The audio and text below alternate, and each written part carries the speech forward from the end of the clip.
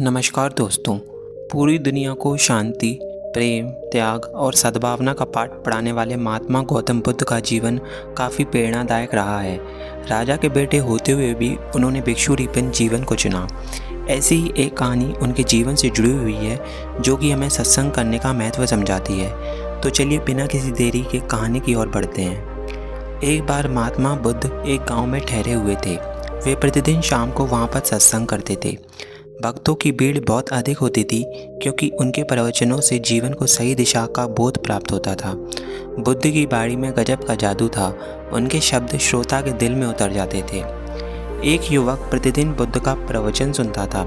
एक दिन जब प्रवचन समाप्त हो गए तो वह बुद्ध के पास गया और बोला, महाराज, मैं काफ़ी दिनों से आपके प्रवचन सुन रहा हूँ, किंतु यहाँ से जाने के बाद मैं अपने गृहस्थ जीवन में वैसा सदाचरण नहीं ग्रहण कर पाता जैसा यहाँ से सुनकर जाता हूँ।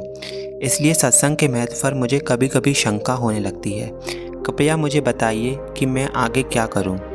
बुद्ध कुछ देर सोचकर युवक को एक बांस की टोकरी देते हुए उसमें पानी भरकर लाने के लिए कहते हैं। युवक टोकरी में जल भरने में असफल रहता है। बुद्ध ने यह कार्य निरंतर जारी रखने के लिए युवक को कहते हैं। युवक प्रतिदिन टोकरी में जल भरने का प्रयास करता रहता है किंतु सफल नहीं हो पाता। कुछ दिनों बाद बुद्ध उससे पूछते हैं, इतने दिनों से टोकरी में लगातार जल डालने से क्या टोकरी में कोई फ़र्क नज़र आया? युवक बोलता है, एक फ़र्क जरूर नज़र आया है। पहले टोकरी के साथ मिट्टी जमा होती थी, अब वह साफ दिखाई देती है।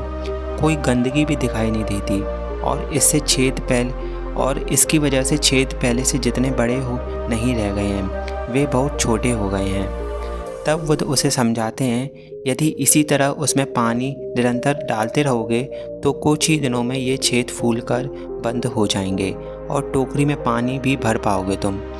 इसी प्रकार जो निरंतर सत्संग करते रहते हैं उनका मन एक दिन अवश्य निर्मल हो जाता है। अवगुणों के छिद्र भी भरने लगते हैं और गुणों का जल भरने लगता है। इस तरह युवक ने बुद्ध से अपनी समस्या का समाधान पा लिया।